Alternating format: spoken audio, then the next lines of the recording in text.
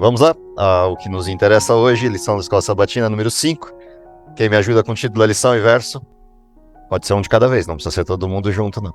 Eu sei que faz 3 sábados que vocês não escutam isso, título da lição e verso, mas vamos lá, obrigado.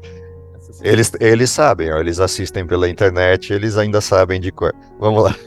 Bom sábado e bem-vindos à classe. Bom sábado.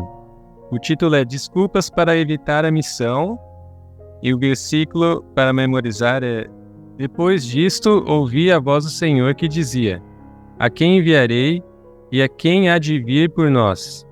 Há de ir por nós. Eu respondi: Eis-me aqui, envia-me a mim. Isaías 6, versículo 8.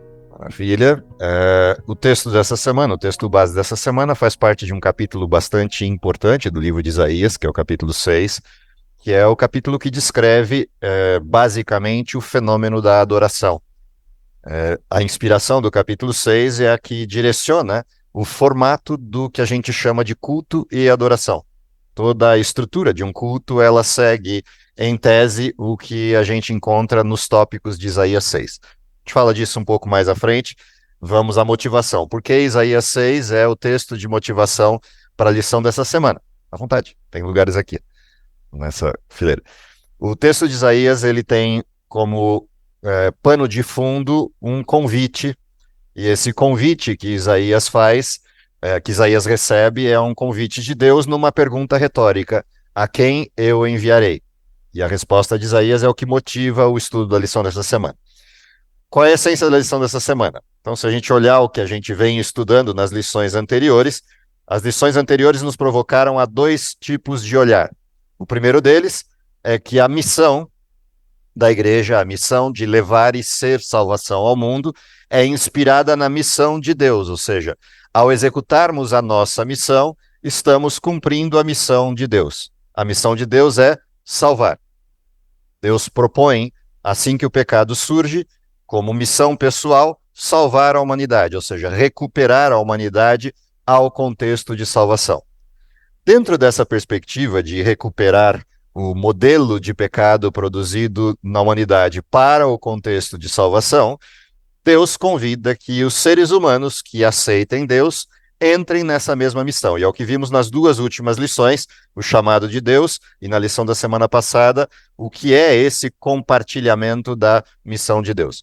Na lição de hoje, a gente vem para a parte mais difícil, que são as desculpas dadas pelo ser humano para não cumprir a missão, ou seja, o que o ser humano apresenta diante de Deus como escape, como forma de não cumprir a missão ou não participar dela. E, obviamente, a história escolhida não podia ser outra que não a de Jonas.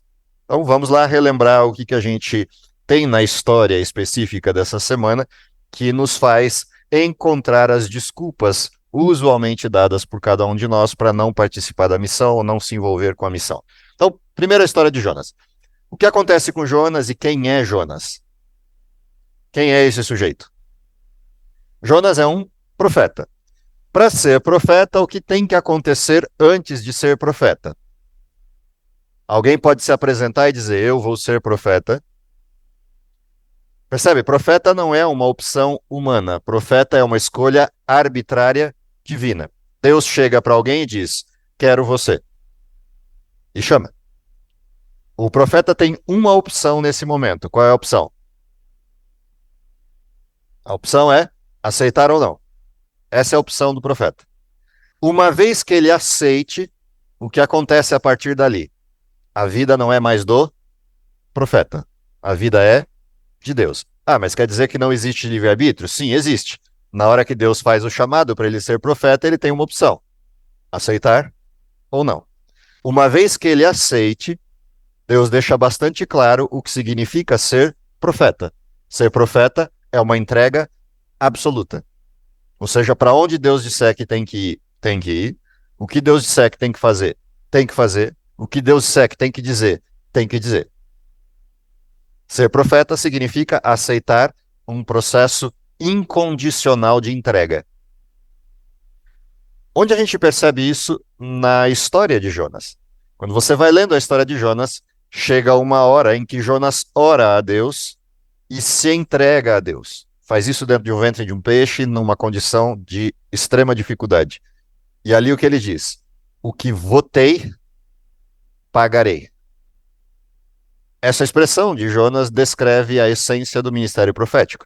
Ou seja, uma vez que o profeta aceitou a missão, não tem volta. O que votei, pagarei. Esse é o sentido da missão profética. Fecho parênteses, então vamos entender agora, uma vez que Jonas é profeta, qual é a missão? Bom, para entender a missão, a gente tem que entender o local. Durante a semana, a gente foi chamado a atenção para relembrar quem era Nínive e quem era o povo assírio. Não precisa muita coisa para isso. Se a gente olhar para a história mundial, fica fácil entender quem são os assírios. Os assírios são parte de um dos povos mais cruéis que a gente conhece na história humana. Se há um povo difícil e um povo cruel no sentido de guerra e no sentido de maus tratos, esse é o povo assírio. Poucos povos se equiparam ao povo assírio na crueldade, na forma como eles maltratavam os seus escravos, os seus atacados em guerra. Os assírios eram realmente cruéis. Não é à toa que o povo de Israel não gostava dos assírios. Os assírios estavam no encalço do povo de Israel e haviam conquistado uma parte do território de Israel, e você vê isso nos textos do profeta Naum. Quando você lê a descrição dos assírios no profeta Naum, você vai perceber a crueldade deles e a forma como os israelitas conviviam, entre aspas, com esse povo que tentava invadir e conquistar o povo de Israel. Tanto é que parte do povo de Israel fez pactos com outros reinos para tentar enfrentar os assírios. E você vai ver essas histórias paralelas acontecendo no livro de Reis ou na descrição do profeta Naum. Por que Jonas não queria ir para Nínive? Quais são as desculpas que Jonas apresentou para não ir para Nínive? Bom, a primeira das grandes desculpas tem a ver com o convívio, tem a ver com as questões de expectativa do que encontrar em Nínive. Qualquer israelita sabe que ir para Nínive é risco. Risco de ser morto na melhor hipótese. Ou seja, se você tiver sorte, vai ser morto. Essa é a sorte. Se tiver azar, vai ter todo tipo de crueldades e requintes de tortura antes dessa morte. E a principal tortura dos assírios é a forma de morte. A forma predileta dos assírios para matar seus inimigos era empalamento. Em outras palavras, pensa num churrasco de... Pensa naquela televisão de cachorro presente nas padarias antigas. Aquele é o empalamento, ou seja, você tem um frango e um espeto passado de fora a fora. Esse é o desenho do empalamento. Só que isso era feito na vertical, um sujeito empalado, ou seja, pensa numa cruz de uma estrutura só, e em vez do sujeito ser pregado, ele é empalado ali. Essa é a forma predileta dos assírios. Ou seja, não é nem uma visão agradável e nem um lugar agradável de se visitar a Assíria. Então dá para entender por que Jonas teria medo de ir para a Síria. Qualquer um que tivesse o mínimo de sanidade mental teria medo. O problema de Jonas não era ter medo. O problema é quem deu a ordem. Quem deu a ordem foi Deus. Portanto, Jonas não tem opção. A opção de Jonas é ir ou ir para Nínive. Essa não é uma desculpa incomum nos tempos atuais. A gente tem vários lugares onde deve se executar a missão, a começar pelo lugar onde estamos. E muita gente responde à questão da missão do mesmo jeito. Tenho medo, não estou pronto, não tenho capacidade. E a gente vai juntando uma série de elementos que, na realidade, no fim do dia, todos eles estão ligados ao mesmo elemento: medo. Por que a gente tem medo? Bom, a gente tem medo, talvez porque, de fato, a gente não esteja preparado para algo. A gente tem medo porque não tem certeza de como as coisas vão acontecer. A gente tem medo porque não tem certeza da resposta que as pessoas darão ou o contexto dará à nossa tentativa de missão. Ou seja, tem várias razões para a gente manifestar medo. E tem medo mesmo do jeito que Jonas tinha, de ir para um lugar que é inóspito. Por exemplo, imagina você ser convidado para ser missionário no centro islâmico da faixa de Gaza, por exemplo. Só para pegar o contexto da atualidade. Ou seja, sim, há razões que poderiam, de alguma forma, implicar em medo nos lugares mais difíceis da missão. Mas a gente tem níveis diferentes de medo, e esses níveis diferentes de medo são manifestos em desculpas que a gente dá para não se envolver com a missão. Na prática, tudo isso é desculpa mesmo.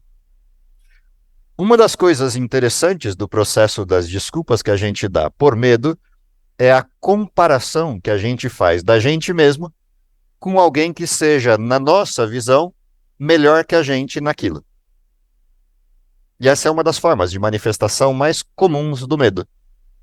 Por exemplo, eu não vou dar estudos bíblicos porque eu não sei. E esse não sei é porque eu comparo isso com alguém que sabe. E acho que porque ele sabe demais, ou parece ter uma performance melhor que a minha, então eu não tenho a capacidade de. A gente só se esquece que a comparação nunca deve ser feita a partir de quem sabe dar, mas a partir de quem vai receber. Quem vai receber conhece o que da Bíblia? Nada. Portanto, o meu mínimo é mais do que o que ele tem. Então já o primeiro problema é este, a gente está comparando com o lugar errado. A gente não compara com quem sabe, a gente compara com quem está pedindo. Quem está pedindo não sabe, por isso precisa de acesso. A segunda coisa interessante é que quem está pedindo estudos e vincula-se a gente a partir de um fenômeno de quer estudar a Bíblia, tem um vínculo pessoal.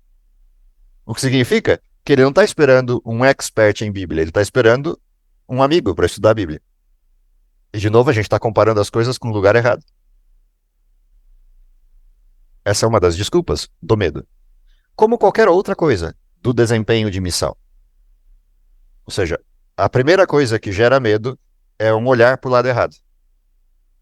E isso acontece com Jonas. Ele estava olhando para o lugar errado, ele estava olhando para Nínive, em vez de olhar para Deus. Se Deus me coloca ou me dá a disposição ou me dá a condição de executar a missão, com o pedido vem a capacitação. Então a primeira coisa importante da gente lembrar quando o medo vem é olhar para o lugar certo e entender que quem chamou para a missão capacita a quem chamou. Desde que, obviamente, aquele que foi chamado se disponha a essa capacitação. Uma segunda coisa interessante que elimina o medo. O que elimina o medo é o estudo.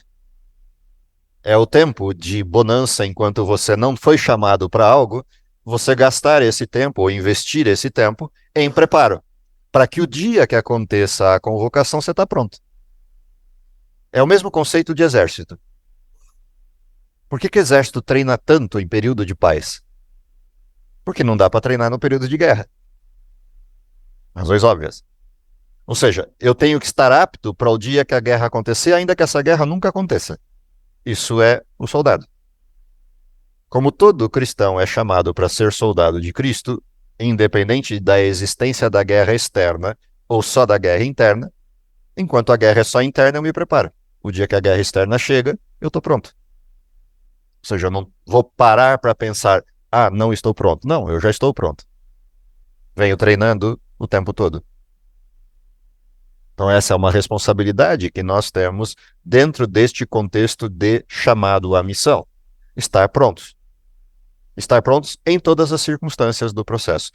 Terceiro elemento que elimina o medo é a convivência com Deus, ou seja, quanto mais eu convivo com Deus no sentido pessoal, no tempo de bonança, menos risco eu tenho do medo ser aquilo que me domine quando o período de guerra ou o período de conflito apareça. Ou seja, o que estava acontecendo com Jonas é que Jonas estava vivendo uma vida de surfista dentro do desenho de comunhão com Deus. Quando a missão chegou, o que aconteceu com Jonas? Ele não estava pronto. Ou pelo menos achava que não estava pronto.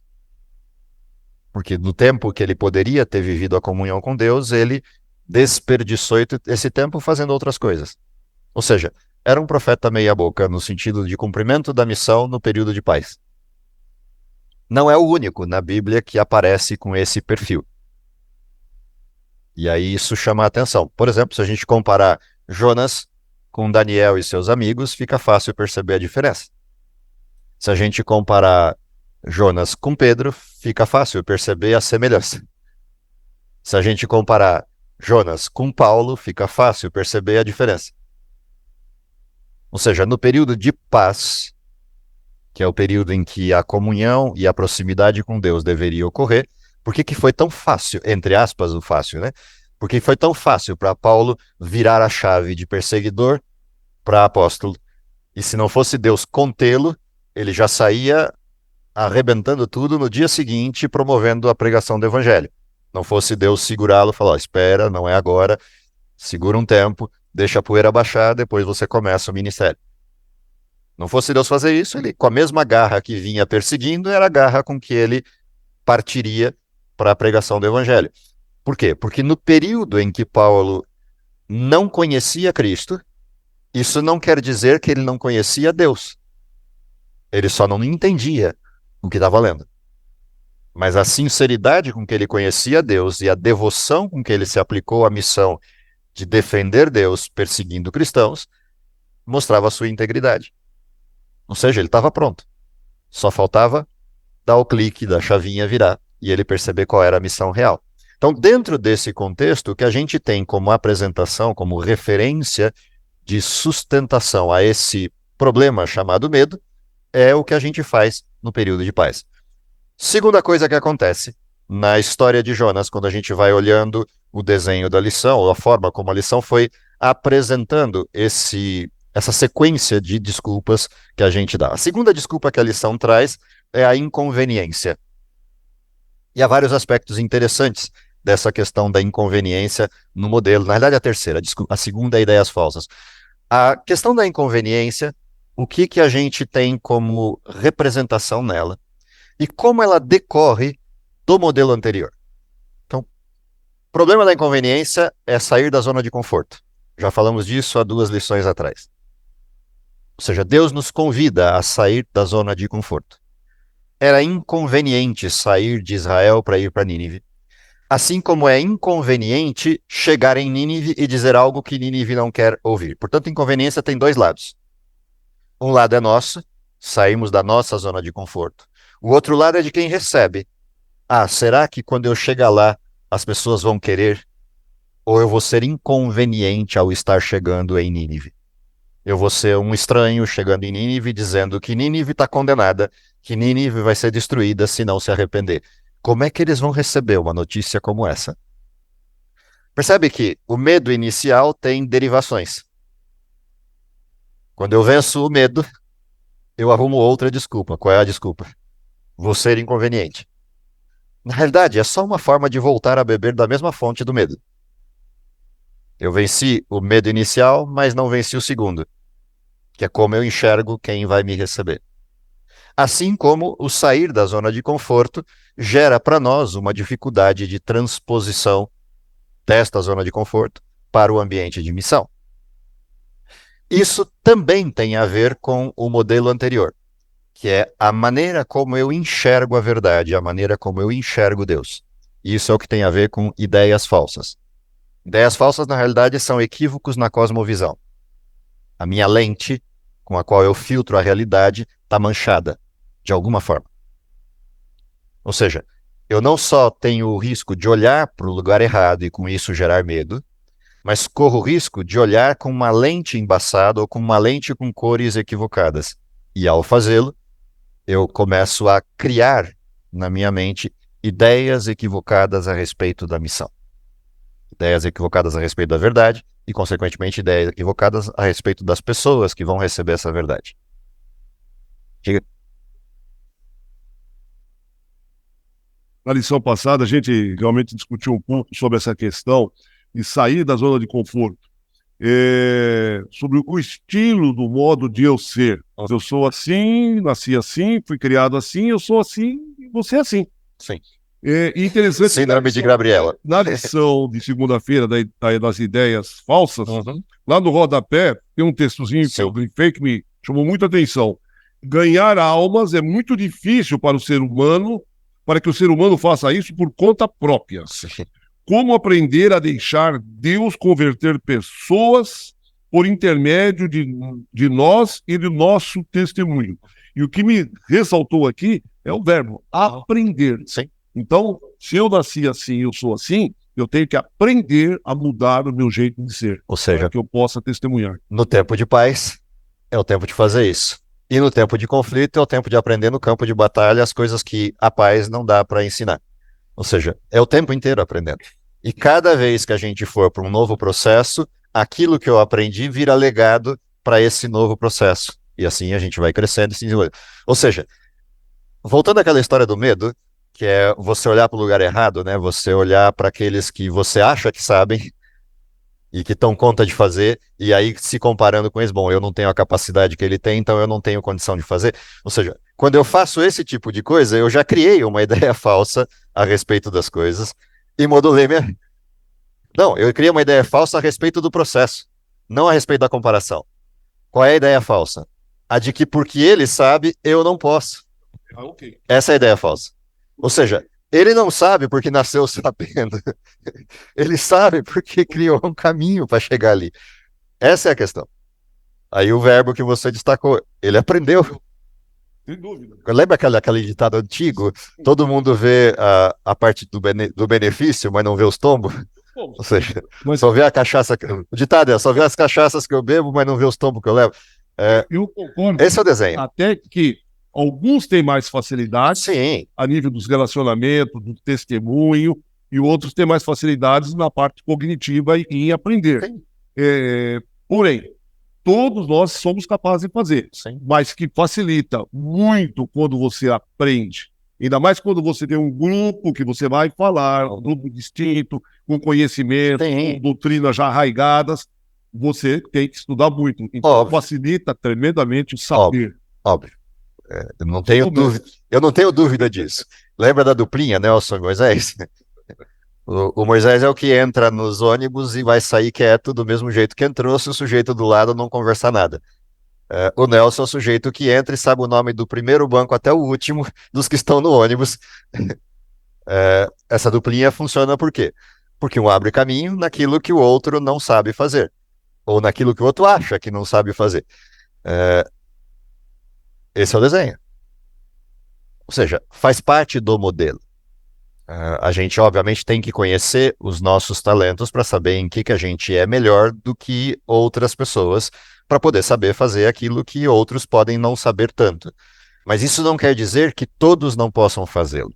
Sim, eu até entendo, por exemplo, a gente chega em circunstâncias em que as pessoas têm um conhecimento vasto a respeito de algo e precisam de uma situação mais elaborada. Mas isso é 1% dos casos. A grande esmagadora maioria dos casos, as pessoas não têm conhecimento algum no sentido estrutural da Bíblia, que qualquer um de nós que tenha um pouquinho mais de tempo de estrada de Bíblia, talvez aí de 2 ou 3 anos para mais, faz com tranquilidade, sem grandes problemas. Mas tem que começar a fazer, ou seja, eu tive que começar a dar estudo bíblico a primeira vez na minha vida em algum ponto da história, para chegar a hoje. Hoje é óbvio, hoje é tranquilo dar estudo bíblico, porque depois de 35 anos enfrentando sala de aula, dar estudo bíblico é fichinha. É mais difícil enfrentar 50 cabeças de repolho do que enfrentar um estudo bíblico sentado à mesa, com tranquilidade de conversa. Deni, desculpa, eu via mão da Poli e não via Deni.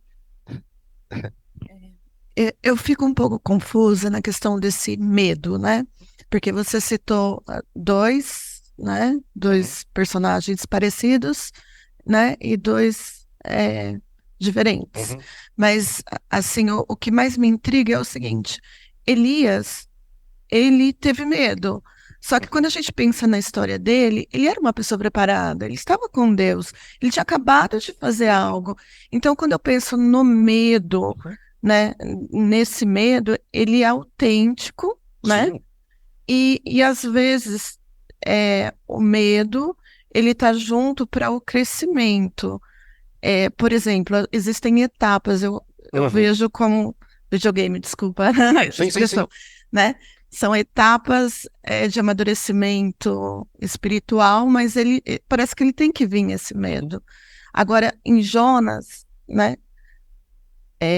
Eu fiquei confusa porque quando eu vejo ele, né, ele tem um medo, mas não fala que ele estava totalmente despreparado em Ellen White, né? Fala que ele teve um medo na situação. Então, assim, eu não sei, posso estar errado, mas eu vejo mais parecido com Elias do que como por exemplo, Pedro, que você percebe o medo dele por maturidade mesmo, porque ele está lá no início. Não sei se eu estou errado. Sim e não. No caso específico de Jonas, há uma letargia, uma negligência de Jonas insistente nesse modelo. O medo de Elias é um medo de reação. Elias estava preparado, tanto que chegou na frente de Acabe e disse, vai acontecer isso e ponto.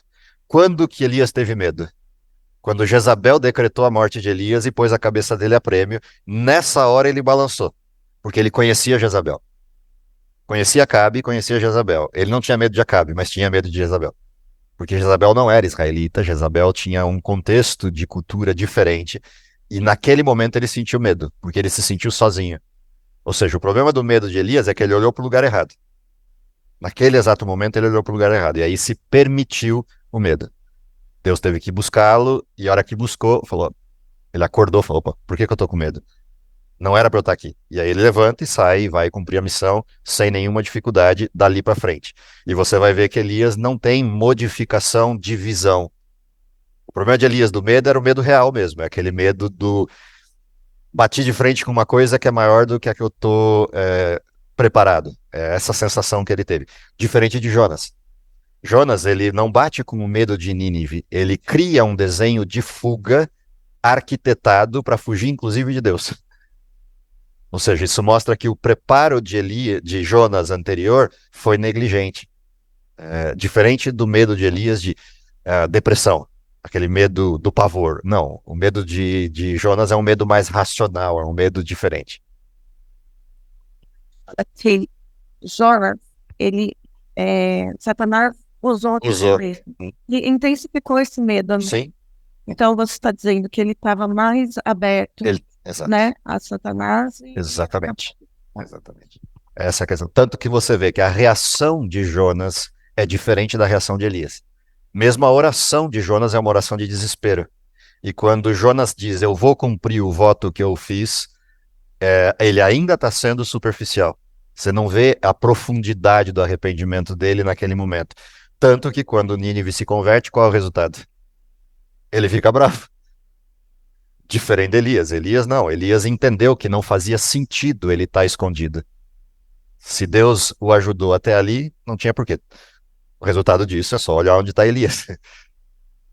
Você vê nitidamente o processo. Sim, é necessário, às vezes, você passar pelo processo do conflito como forma de aprendizado. Mas Deus não dá um conflito maior do que a capacidade de reação. Ele está sempre balizando isso. Ele nunca vai dar uma prova maior do que aquela que eu sou capaz de suportar na condição em que eu estou. E é aí que está a diferença de reação entre eles. Denis? Uma aplicação, quando você disse, né, o medo, as ideias falsas, a gente também a gente vê na sala de aula, né, como professora, a gente verbaliza todo dia um estudo bíblico, né, não importa a idade, né, no caso, e na família, né, Moisés, como a gente muda quando a gente tem filhos e vê eles crescendo e chegando na adolescência, as ideias mudando à nossa frente, né, e você tem aquele medo de falar, meu Deus, o meu trabalho, né, de que jeito que foi. Mas é muito forte, como você disse, na bonança, enquanto são pequenininhos, estão no berço, o nosso preparo espiritual deve ser concreto para mesmo que a gente veja as mudanças na família, permanecer orando e com calma, acreditando em Deus que converte, como disse o Nelson. Esse é o grande segredo, é o que eu faço no período de paz, o que eu faço no período de tranquilidade. Todo diferencial do processo de missão, que é exatamente porque eu estou pontuando essa questão importante em Jonas, o preparo se faz no tempo de bonança. Ou seja, se olhar Elias, se olhar Eliseu, se olhar os grandes sujeitos, o preparo acontece no período de paz. No período de guerra não tem tempo de preparo, tem tempo de aprendizado, mas não de preparo. E no pós-guerra ou no intervalo entre guerras tem o risco do medo, que é o que acontece com Elias. Mas ainda assim o preparo fez diferença na reação, na forma e comportamento reativo do profeta. E é isso que é a lição para a gente aprender dentro desse contexto, e é o que o Nelson levantou do verbo em específico. Nós temos algo a ser aprendido, e esse aprendido é sempre. Cada nova experiência. Por exemplo, às vezes o pessoal fala, tem uma coisa que eu não gosto de fazer. Faço por necessidade do contexto, faço por necessidade do convite e de não dizer não ao convite. Mas se você perguntar para mim se eu gosto, eu não gosto, eu abomino fazê-lo, que é pregar. Eu odeio pregar. Odeio de paixão mesmo, entendeu? Eu não gosto. Eu me lembro de um professor meu chamado Moisés Prates, que dizia, quando eu sou convidado para pregar, o Ellison vai lembrar disso, a noite anterior é uma noite de visita ao trono. E ele sempre dizia isso nas conversas que a gente tinha em privado, né, em particular. Falei, mas como? O senhor prega muito bem. Ele falou, sim. Lembra da história dos tombos, né? Só vê o benefício, não vê o outro lado.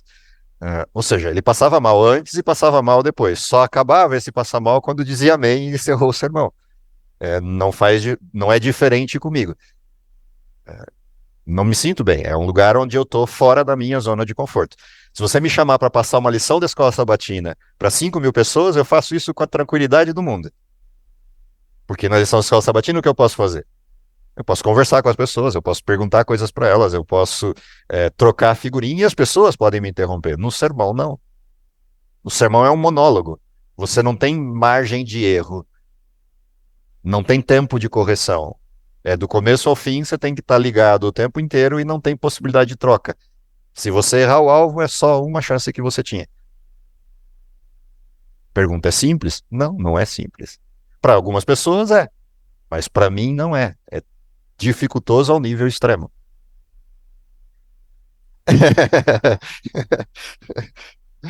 Tu dizia isso pro professor Moisés Prates. Ele engana bem. Ou seja, não adianta. Existem coisas para as quais você não nasceu. Eu nasci para sala de aula e não para sermão. Não é a minha praia. Faço por uma questão de eu sei que eu consigo fazer, eu sei que eu dou conta de fazer, mas isso não muda a situação da zona de conforto. É uma situação absolutamente desconfortável pregar. Moisés, você acabou de deixar um recadinho aí hoje.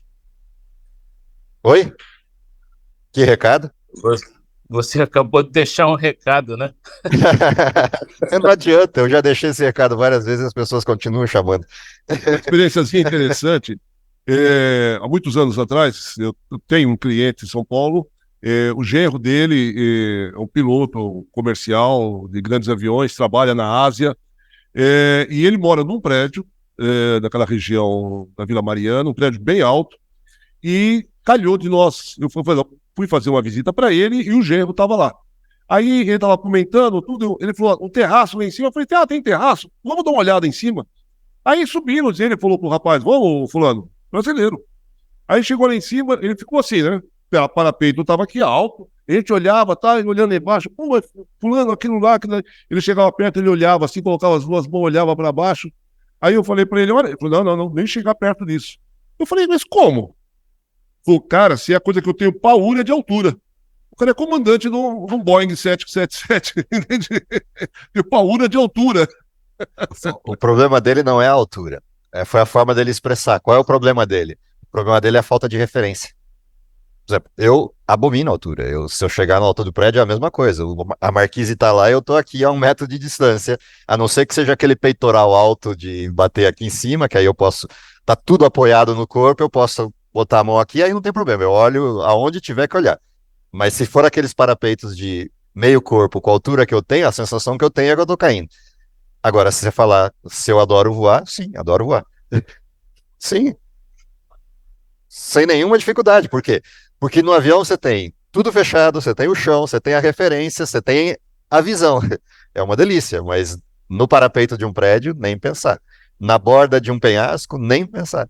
Eu abomino a altura, mas gosto de voar. Porque você tem referência. Mas se pergunta se eu vou voar de asa delta, jamais. Não tem referência, não tem chão. Essa é a questão. Entende a questão? Lidar com isso, ou seja, lidar com o medo e lidar com aquilo que é sair da zona de conforto implica isso. Ou seja, sim, eu tenho que lidar. Tem que pregar? Tem que pregar, ok. Então vamos pregar. O que eu tenho que transformar? O púlpito e a plateia. O mais próximo que eu conseguir de uma sala de aula. Então, se você reparar, você não vai ver eu pregando sermões sem conversar com a plateia. Não vai ver eu pregando sermões sem provocar alguém que esteja sentado. Por quê? Porque é o máximo que eu consigo fazer para chegar perto de uma sala de aula. E se eu estiver num ambiente um pouco mais aberto, que se permita isso, vou até conversar com o público e receber respostas do público. Transformar aquilo numa sala de aula é a forma de eu chegar perto de uma situação mais confortável no modelo. Mas se você esperar um sermão retórico com pregação apologética aberta, não vai ser o meu caso. Eu vou conversar, por isso que todo mundo chega e termina o sermão e diz: nossa, a sensação que eu tive é de uma aula. Ótimo, foi o que eu fiz. Ponto. É o que eu consigo fazer. O que mais a gente tem aqui? Além de inconveniência, além de ideias falsas, qual é a outra situação de medo apresentada, ou situação de desculpa apresentada para não participar da missão? Os conflitos. E óbvio, entrar para o programa de missão é gerar conflito, porque você vai, primeiro, sair da sua zona de conforto, para convidar alguém para sair da sua zona de conforto para aprender algo que vai modificar a sua vida. O que significa que em algum momento você vai entrar em conflito. Conflito de visão, conflito de crença, conflito de ideias e às vezes conflito de rejeição mesmo. É o risco. A missão é um convite e o convite pode ter como resposta um não. Daí vem uma outra coisa importante na frase que o Nelson levantou da primeira lição, que é: o tempo não é meu e a conversão não é minha. Essa é uma das coisas importantíssimas de quem vai para a missão. A sua missão é testemunhar e apresentar a verdade, não é converter. A sua missão também não é resolver isso num tempo definido. O tempo não é seu, o tempo não é meu, o tempo é do outro. Portanto, eu não tenho que ter pressa, como também não tenho que ter preocupações com o timing de conversão. Pode ser que você pregue a mensagem para alguém hoje e essa pessoa só vai se converter daqui 20 anos. Pode ser que você dê um estudo bíblico que, em vez de durar 2 meses, 3 meses, 5 meses, vai durar 10 anos. A pergunta é: você está disposto a continuar fazendo? Lembra, quem dá o tempo de parada de um estudo bíblico não é você. Quem dá o tempo de parada de um estudo bíblico, quem dá o tempo de testemunho, é o outro. Quando o outro falar: ok, aprendi, estou pronto, já consigo seguir, andar com as minhas próprias pernas e inclusive estudar sozinho, ok, a partir dali, o filho cresceu, segue a vida. Mas até que isso aconteça, a responsabilidade é sua. Não importa quanto tempo isso demore. E essa é uma coisa que às vezes as pessoas não têm a paciência de esperar o tempo do outro. Isso tem a ver com essa questão dos conflitos desconfortáveis, com a situação de você ter que levar alguma coisa a alguém que, de repente, ele não está pronto naquele momento para aquilo. E você tem que ter a paciência e o tempo. Uma hora a ficha vai cair. Nem que essa ficha caia porque a outra pessoa entrou numa zona de conflito que a provocou para isso, porque Deus falou: agora é o momento, vou colocá-la numa situação difícil e essa situação difícil vai provocar a última parte da decisão que falta. E é isso que acontece. É assim que funciona. O que acontece com Jonas, em parte, tem a ver também com isso que ocorre com ele. Ele chega numa cidade com uma expectativa. E é interessante isso. A expectativa dele é: a cidade vai me matar porque não vai gostar da mensagem. Mas do outro lado, ele tem uma segunda expectativa que preocupa mais Jonas do que a primeira. É: Deus vai mudar de ideia e eu vou sair de lá em descrédito. E Jonas está vivendo em uma dimensão dupla de problema, fruto da sua imaginação. Ou seja, se as pessoas aceitarem a Deus e Deus, na sua misericórdia, não vai destruir a cidade, vão dizer que a minha mensagem é mentirosa. Se eles rejeitarem a mensagem, eu saio de lá, no mínimo, morto. E aí ele monta essa expectativa conflituosa na mente, e dentro dessa expectativa, quando acontece o resultado, o que ocorre com ele? Ele não sabe apreciar o resultado. Ou seja, a missão do profeta é salvar. Ele salva uma cidade inteira e não fica contente. Ele preferia que descesse fogo do céu e destruísse a cidade inteira para pagar tudo que eles fizeram no passado e todas as expectativas se confirmarem. E ele ainda voltaria para Jerusalém dizendo: eu cumpri a missão, destruí Nínive. Sim, ele não estava preocupado com salvar. Ou seja, a preocupação dele é o que vai acontecer. E tomara que aconteça o que eu quero. Em certo sentido, nós também, às vezes, nos pegamos nesse tipo de abordagem. Porque, obviamente, existem pessoas para quem a gente realmente não gostaria de pregar. A gente preferia que descesse fogo do céu e fizesse pagar tudo que foi feito e mais um pouco, com juros e correção monetária. Isso também acontece conosco. E essas são desculpas. Só que são desculpas escondidas. Essas não são as desculpas explícitas. Essas são aquelas que a gente não partilha, porque se partilhar fica chato. A do medo não tem problema partilhar, porque todo mundo tem medo. A das ideias falsas também não tem momento difícil de partilhar, porque todo mundo tem alguma ideia equivocada a respeito de alguma coisa. Mas quando chega na questão dos conflitos, eles têm a ver com o mais íntimo dos nossos desejos. E esses a gente não quer compartilhar. Essa é uma desculpa mais difícil de aparecer. Sim, digerir. Pessoalmente sabe disso, que eu tenho essa sensação de frustração, ou seja, não conseguimos cumprir o objetivo proposto. Uhum. Eu tenho esse problema. Sim. Você vai dar estudo 1 mês, 2 meses, 3 meses, 1 ano, e a pessoa fica ali plácida, ouvindo, concorda com tudo, mas quando você fala em alguma decisão, você não vê. Então dá uma sensação de frustração. Uhum. E eu tenho dificuldade de lidar com frustração nesse caráter. Aí você espera 3 anos e descobre que deu certo. Mas teve que esperar 3 anos. Num dos casos teve que esperar 5 ou 6 anos para dar certo e deu certo. Mas depois de 5 ou 6 anos. Ou seja, o tempo é de Deus, não é nosso. Retomando, porque eu vinha ouvindo a lição, não estava presente, mas estava ouvindo. Sim, a gente tem um log aqui. Apareceu um tal de Wander aqui num canto. Pois é. Mas assim, eu acho que vale muito mais como um testemunho pessoal. Até conversei com o Vande sobre isso. Minha mãe era uma pessoa semi-analfabeta, sua tia. Minha mãe não tinha medo, ela não tinha conflito, ela não se sentia desconfortável, inconveniente. Ela dava estudo bíblico, não importava se a pessoa sabia muito ou pouco. Já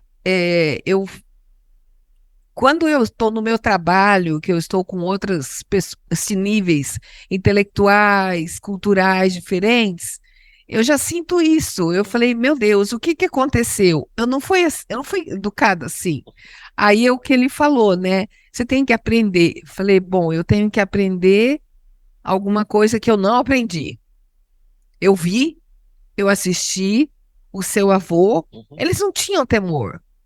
Não importava qual o nível cultural da pessoa. Então, ou seja, a gente desenvolve, a gente cresce, né, na vida, desenvolve, estuda e fica medroso. Uhum. Fica assim, não quer enfrentar a nova realidade, ser inconveniente, passar. É chato, né? Aquele ali, olha, aquele crente, logo vem com essa conversa. Existe uma coisa nessa questão do estudar muito. O estudar pouco é perigoso. O não estudar não é perigoso se você não teve a oportunidade. Só é, em certo sentido, ruim por não ter todo o conhecimento disponível, mas não é perigoso. O estudar pouco é o mais perigoso de tudo, porque o estudar pouco te dá uma falsa sensação de compreensão e você se mete a besta de fazer o que não deve. O estudar muito gera medo, porque quanto mais você estuda, mais você sabe o quanto você não sabe. E a contrapartida do estudar bastante é essa.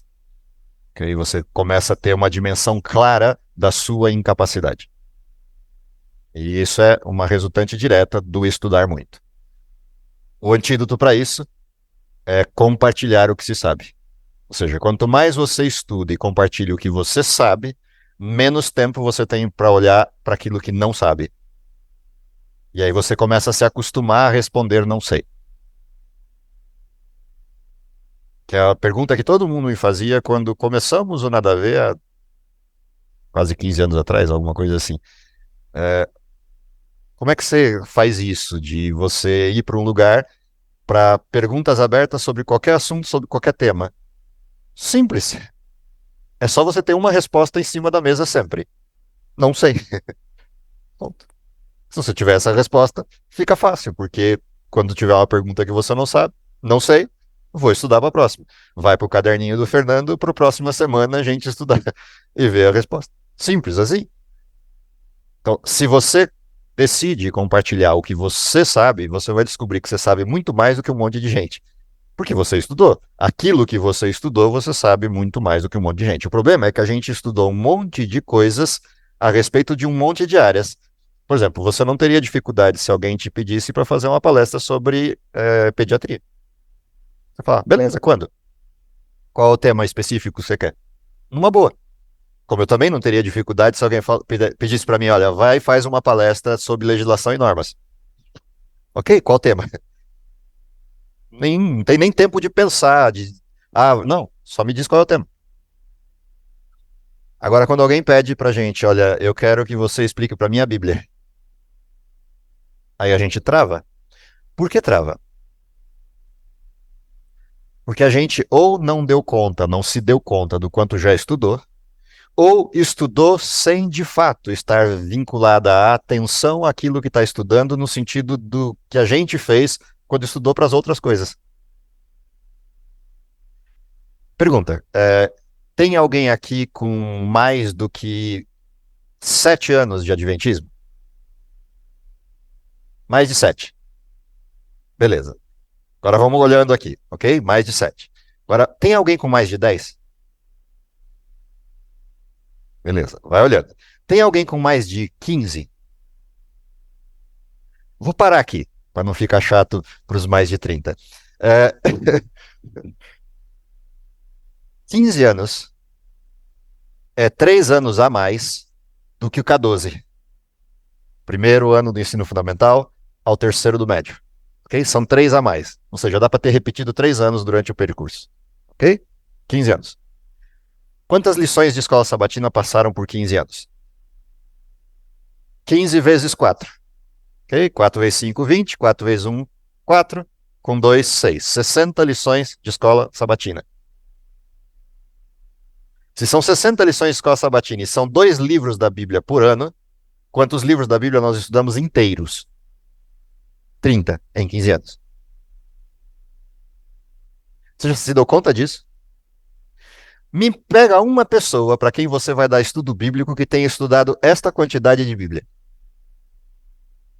7 dias por semana, 365 dias no ano, 15 anos, 60 lições. 30 delas, livros inteiros da Bíblia. Aí a gente vai a Jonas. Ou houve negligência, ou não houve atenção. Porque me parece que 60 lições de escola sabatina durante 15 anos é material suficiente para eu encarar qualquer estudo bíblico.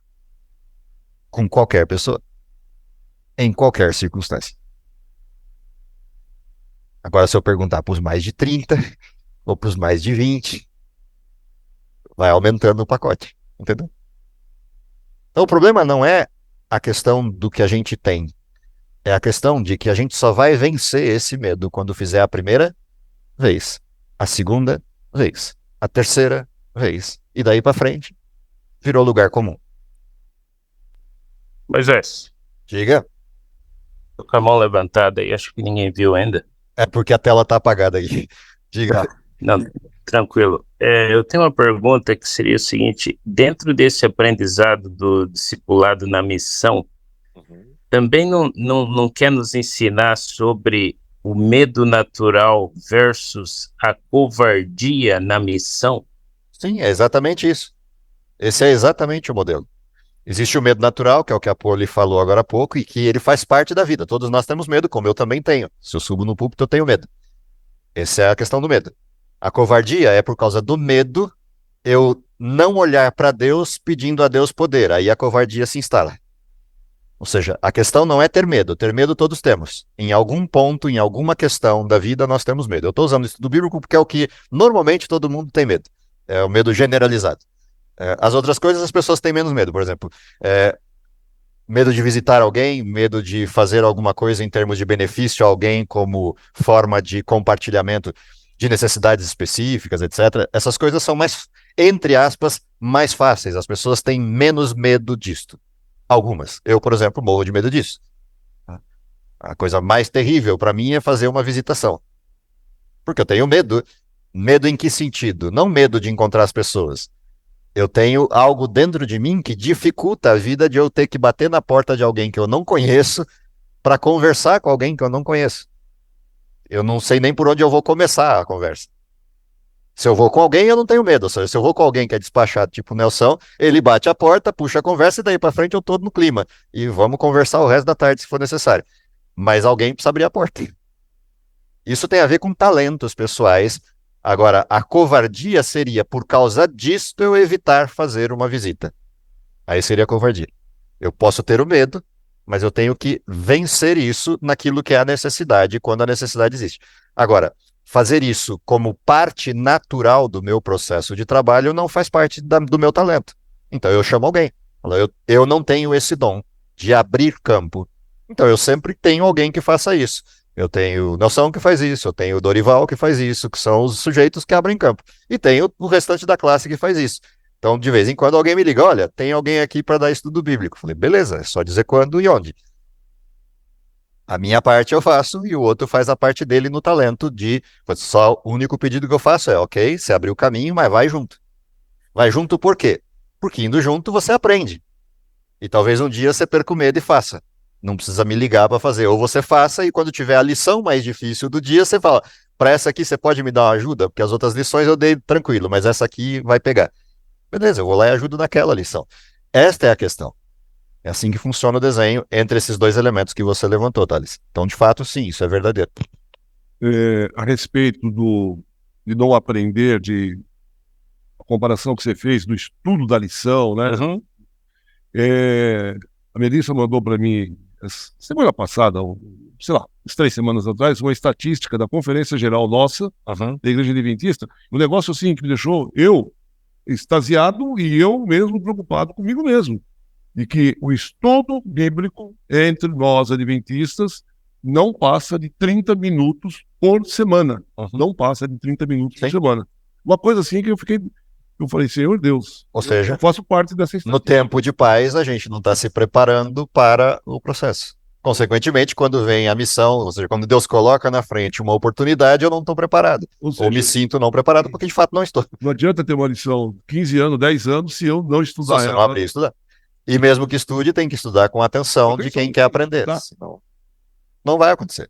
Ou seja, se todos nós aqui, não vou fazer essa pergunta por uma questão das diferenças de idade, mas numa média geral, hoje, num contexto como o nosso, se eu perguntasse assim, quantos tiveram a oportunidade no ensino superior, dentro de um contexto de uma igreja de colégio, isso equivale aí a mais de 80% dos que estão sentados numa igreja de colégio. Ok? Bom, isso significa que todos nós tivemos capacidade mínima para aprender algo. E nos especializarmos em algum nível profissional, em alguma área específica. Bom, então não tem dificuldade de aprender. Se não tem dificuldade de aprender, o problema então está com o quê? Porque a Bíblia tem a mesma dificuldade que tem para você estudar medicina, enfermagem, engenharia, física, química, biologia, etc. É a mesma dificuldade. Eu diria que é menos dificuldade. Porque a Bíblia fala de vida e essas outras disciplinas falam de coisas técnicas. Que são mais difíceis, em tese. Ou seja, onde está o problema? O problema está no texto de Isaías. Então abre lá Isaías 6, vamos ler esse texto para a gente terminar.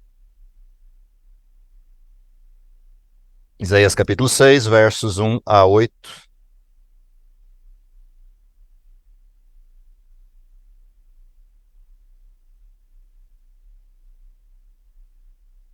O que a gente tem aí?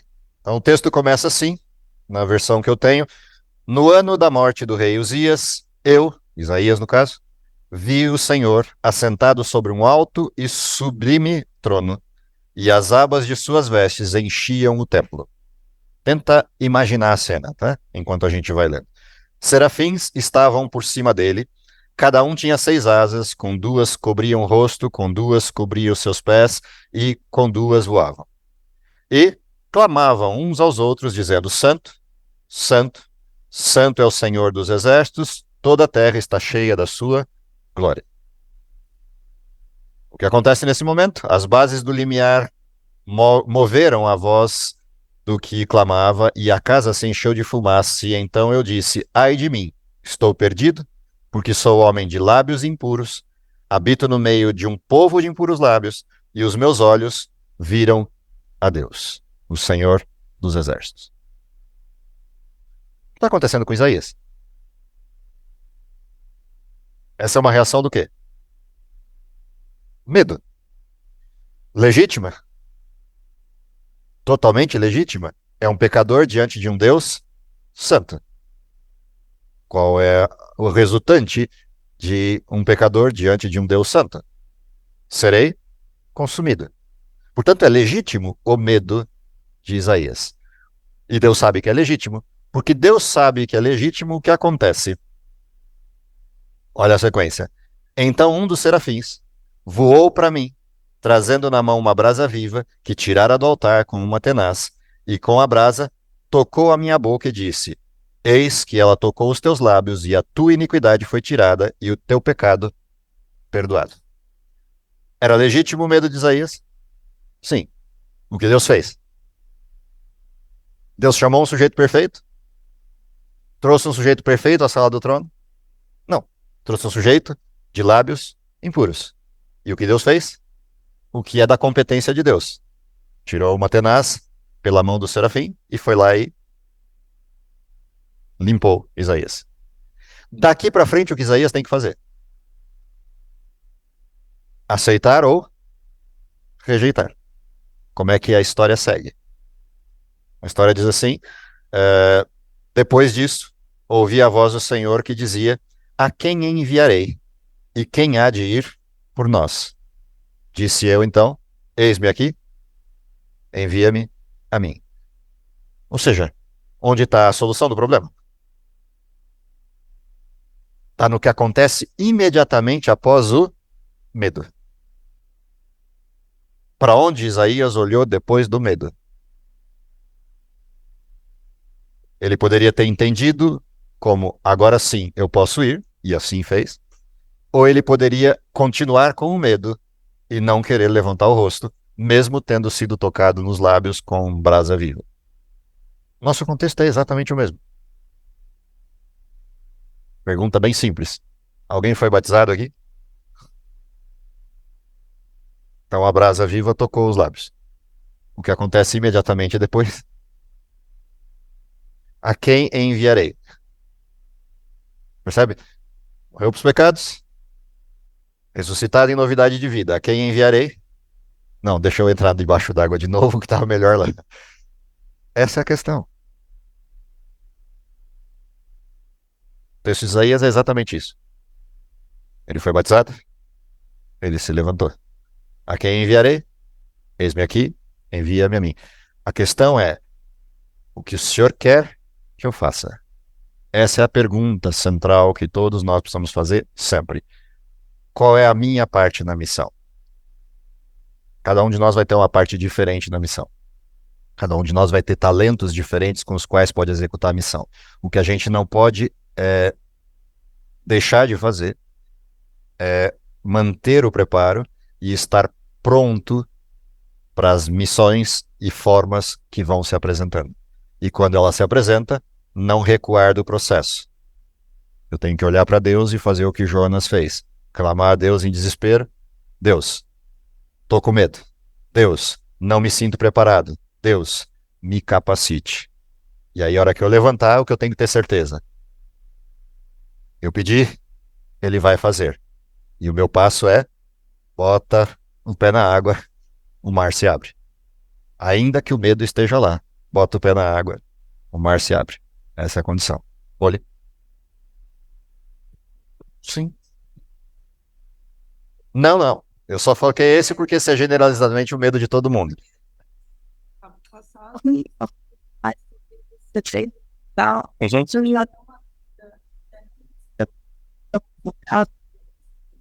Sim. E aí fica assim na questão espiritual, quanto eu tempo, né? Porque hoje é difícil você ficar abrir suas portas. São contextos. Sim. Nós vivemos um contexto de dificuldade. Portanto, o que eu preciso manter? Eu preciso manter a comunhão com Deus a tal nível que Deus me diga o que fazer em cada circunstância. E eu preciso ouvir a voz de Deus quando Ele diz: isso aqui é necessário. Ou seja, Deus vai dizer: essa pessoa precisa de ajuda. Eu preciso ter esse tipo de comunhão que me permita escutar a voz de Deus dizendo: este é o sujeito, esta é a pessoa, esta é a forma. E aí, se eu estou pronto nessa direção, certo? Agora, quando eu coloco a questão do estudo, é que todos nós vamos esbarrar uma hora ou outra com uma pessoa querendo aprender da Bíblia. E a gente trava nessa hora. E não pode travar, porque há uma coisa na Bíblia que é generalizada. Ela não é para alguém que tem talento, é para todos. Qual é essa coisa? Da razão da vossa fé. Isso não é uma coisa para um ou outro. A desenvoltura e o talento pode ser diferente de um para o outro, mas dar razão da fé é algo que todo cristão, independentemente dos seus talentos pessoais mais acirrados para uma ou outra direção, todos teriam que ter condição de dar razão da sua fé. Essa é uma questão para todos. Ela não é uma questão para um só. Lembra que os discípulos, nenhum deles tinha talento. Tirando o Paulo, que tinha mais talento do que precisava, nenhum dos discípulos tinha. Todos tinham dificuldades extremas em várias áreas. E se tornaram excelentes pregadores da mensagem. Porque isto é generalizado. Eles fizeram do seu jeito, com suas condições e limitações pessoais, a ponto de Pedro dizer isso publicamente: eu não consigo fazer do jeito que Paulo faz, Paulo escreve difícil, Paulo fala de um... Eu sou simples, sou só um pescador, de dura palavra. Mas ainda assim, fez. E o sermão dele, o primeiro dos sermões pregados pela mão do Espírito Santo, converte um caminhão de gente. Atos capítulo 2. Diga, Thales. Moisés, agora que você está falando sobre, quer dizer, agora que você mencionou também sobre talentos, eu tenho uma pergunta. Por mais preparado que a gente possa estar ou sentir que está, a missão sempre vai ser um aprendizado. Sim, sempre. Deus quer que nós trabalhemos para Ele dentro da nossa zona de conforto ou fora da zona de conforto? As duas coisas. Intencionalmente na zona de conforto, no sentido de eu sei que eu tenho um talento, eu tenho que executá-lo sempre. Mas toda vez que eu executar esse talento, vão surgir situações que me tiram da zona de conforto. E é aí que eu aprendo. Ou seja, eu executo por exemplo, qual é meu talento pessoal que eu sei que tenho? Eu tenho que descobrir isso. Então, eu sei que eu tenho um talento pessoal para ensinar. Beleza. Então, intencionalmente, o que eu tenho que fazer sempre? Ensinar. Mas toda vez que eu me lançar para ensinar, o que vai acontecer no pacote? Eu vou esbarrar com situações que estão fora da minha zona de conforto. Porque vão surgir necessidades enquanto eu estou ensinando que não são ligadas à minha zona de conforto. E aí é a hora de eu me colocar nas mãos de Deus e falar: eu tô com medo, mas a necessidade surgiu e está na minha mão, sou eu que tenho que resolver. Então, me capacita para fazer isso. E aí, quando eu faço isso, eu aprendo. Algo novo, algo diferente.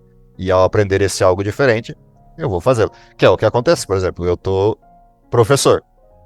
Mas chega alguém e convida o quê? Que foi o recado que você falou que indiretamente eu dei. Chega alguém e faz o quê? Me convida para fazer o quê? Para pregar.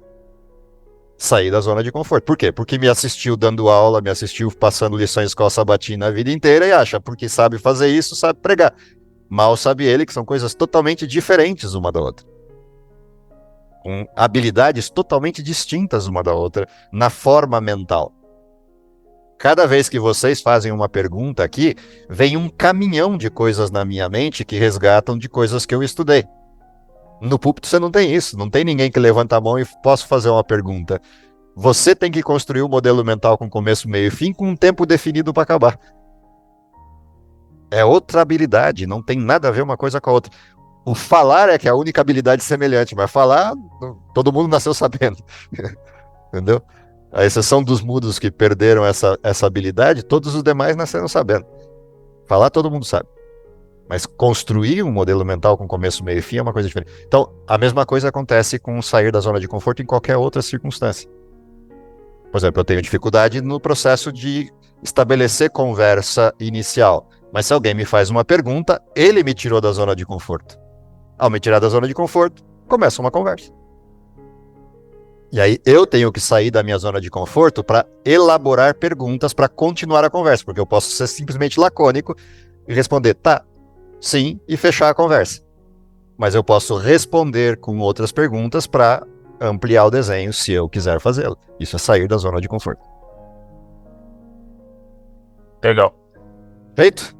O que eu espero é que, de alguma forma, essas lições nos provoquem a resposta dada por Isaías e que a gente tenha mais gente se lançando intencionalmente à missão, porque, como eu já disse antes, eu tô cansado daqui, não sei vocês. Que Deus os abençoe, que a gente ainda possa ver Jesus voltando na nossa geração, é o meu desejo para vocês. Vamos orar?